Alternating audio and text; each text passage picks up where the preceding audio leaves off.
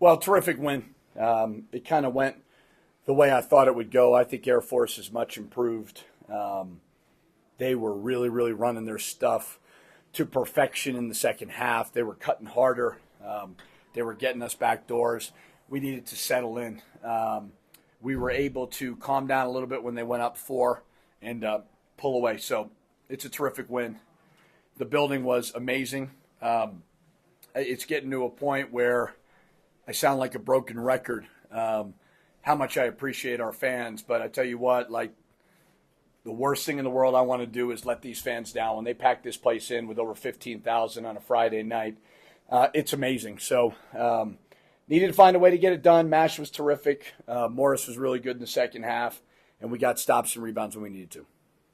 Ask both of the players, and I'll ask you, the start of the second half has gotten you guys a few times this year where another team kind of makes a little bit of a run there. Today was 10-2, I think, is what they jumped out to. What can you pinpoint to maybe the overall trend, or at least tonight? I mean, I think tonight you got to give the other team credit. There was some other games that might have been different. I just thought they were really, really good, and we were breaking down defensively. And then we normally can counter with good offense, but we were one for whatever for a while there. So give them credit. I think tonight, Air Force was really, really crisp in the second half, and it's really hard to simulate it. It just is because it's so different than anything you do. So tonight, I for sure think it has a lot to do with Air Force. Coach, defensively, Mashburn and Udeze talked about the back doors, like you mentioned, and coming off screens. How are you guys able to kind of fix that after they're really running their offense like that? Yeah, I mean, we tried to tell them, like, Air Force is going to get you on two or three, and you can't let it zap your confidence. Like, you can't freak out. Like, they're going to do it to everybody. Just find a way to make that second effort. Just find a way to get a little bit better as the game goes on. But they're really, really good. And then when they're hitting threes at the end of the clock like that, we were guarding for about 25 seconds, and we'd back up, and they just shoot one in our face. So we had great discipline down the stretch where we lost that a little bit in the second half. House 6 steals. I know at least 3 of them were led to fast break layups. He's just kind of creating his own offense by doing that. Is this one of those games where you guys thought you might be able to pick him off like that? Well, the hard part is they don't dribble a lot. So he's really good when they dribble a lot. Now, we kept telling him, be aggressive on the ball. And I think he was fighting us a little bit because he's like, well, they're not dribbling, so I can't go after steals. And we're like, listen, pick your spots. And he had 2 really big ones in the second half. Any update on Dan and Broom? They were both, I was told they were both good to go. I just, putting a freshman in that situation with a hobbled ankle, I was a little bit concerned. And Barima seemed fine as well. So hopefully a little rest tomorrow. They'll be back full go. It was kind of a weird night because, like, even the fans were booing those 2 girls that were dancing during one of the timeouts. Which you don't really, like, the fans were getting a little antsy tonight. Who were they booing?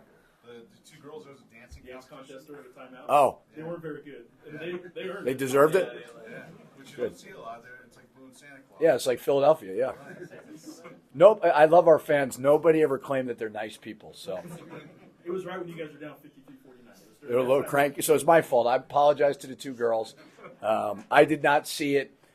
But, the passion of our fans is that they're amazing. I mean, I really do think it's one of the best fan bases in college basketball. And it's been a fun ride to get them back. And I've said it before, but the coolest part about it is just it's a community feel.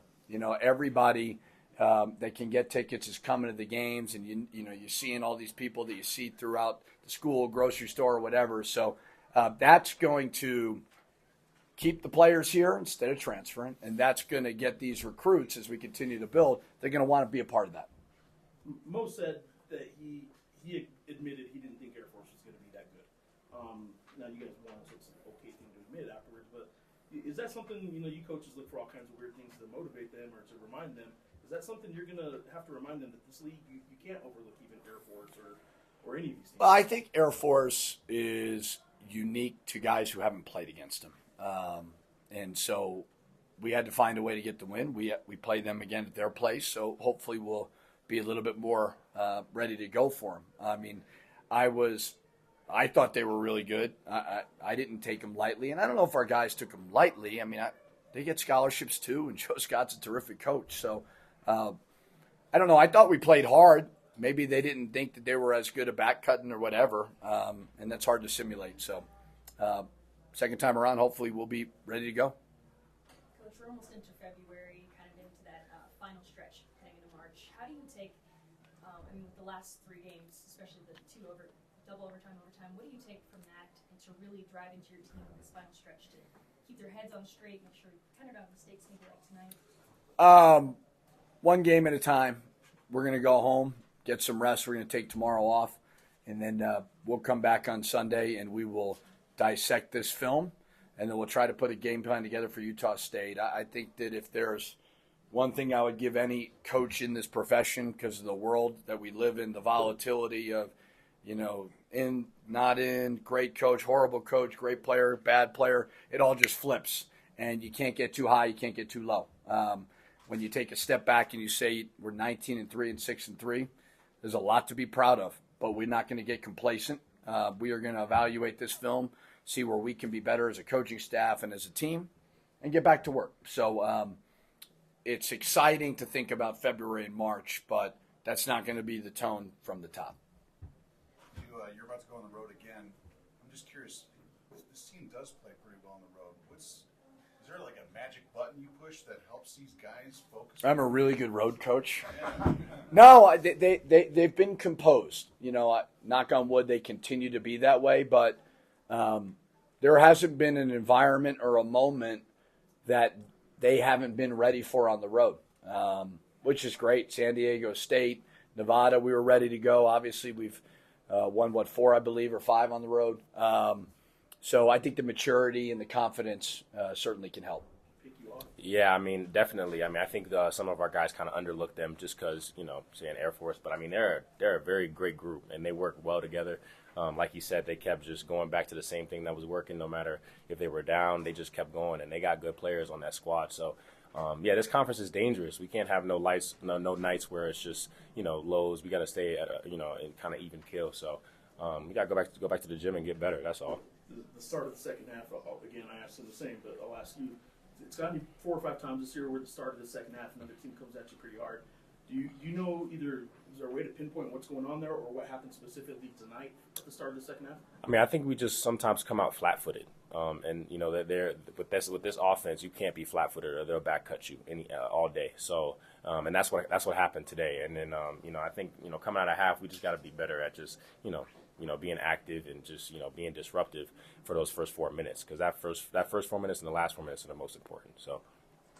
Mash, looking defensively, it looked like even from Nevada and tonight's game, the miscommunications or, like you said, backdoor cuts, different things like that. Like these teams are kind of controlling their pace on offense. How are you guys able to really just kind of fix that going on in the last few games?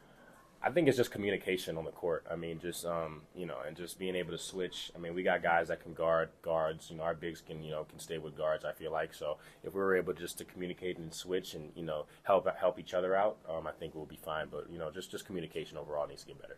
Yeah. Mash, the coaches talked about this is a veteran team and you have the ability to bounce back from highs and lows. But that's an emotional loss you're coming off of. How hard is it to come back from a loss like that? You got to travel, come back home and take a day off.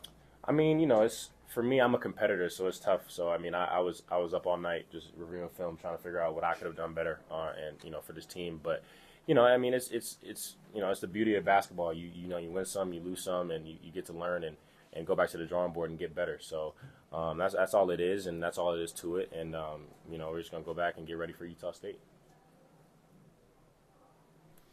Real quick, I've asked you before. You're now on 6 straight games at 20 points. Does it feel any different to you that you're on this kind of stretch right now, this kind of run right now, where it's connecting for you 6 straight?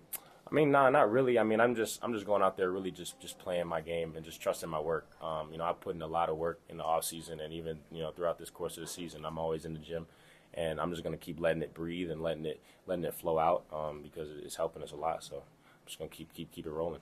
You guys tonight, what do you end up with? 6. Jalen ended up with 6 steals, and I know he scored at least 3 of those on fast break, layups. So that he just did it all himself there. Mm-hmm. When he's defending like that, you guys with those steals probably aren't winning by, by 8. But anyway, when he's defending like that, how much does that sort of just take the other team out of what they're doing and kind of give you guys a little bit of breathing room?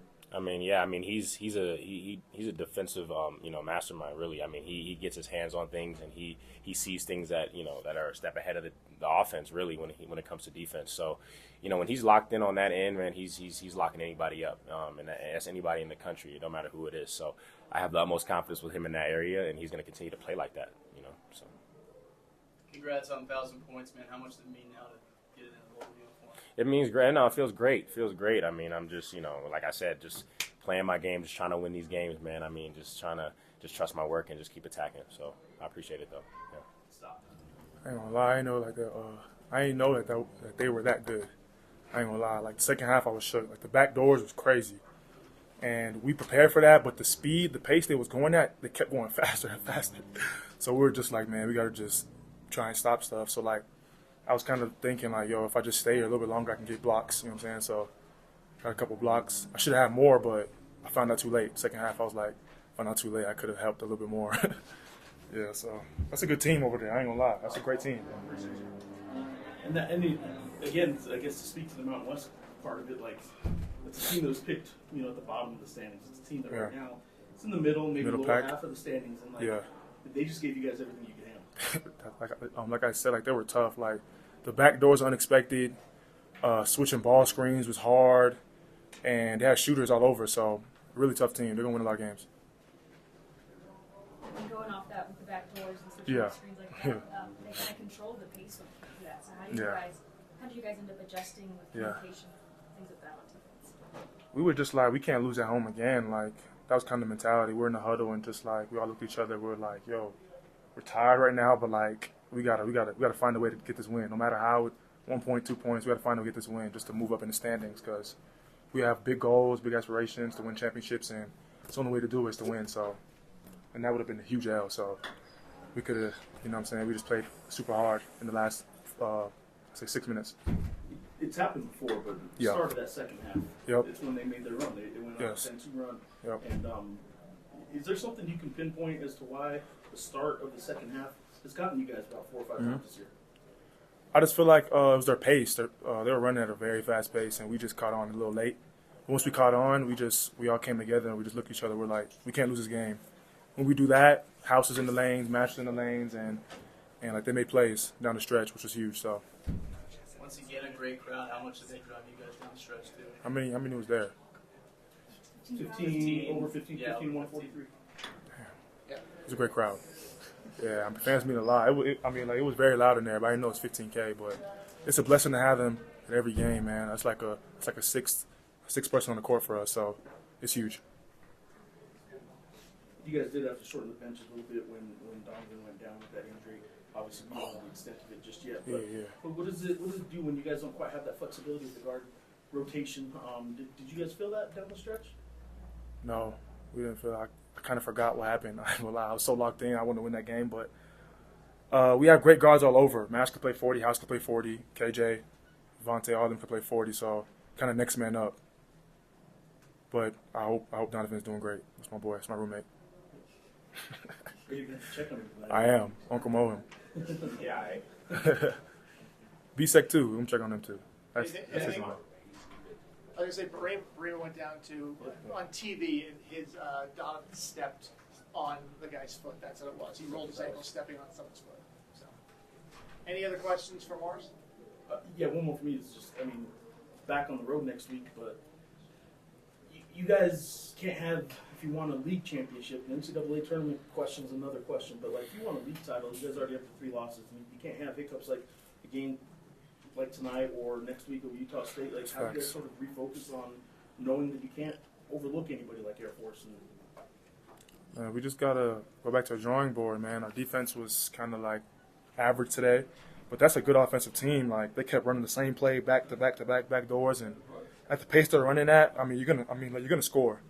So we just got to go back to the drawing board and lock in defensively. We have great offensive players. That takes care of itself, but just lock in defensively.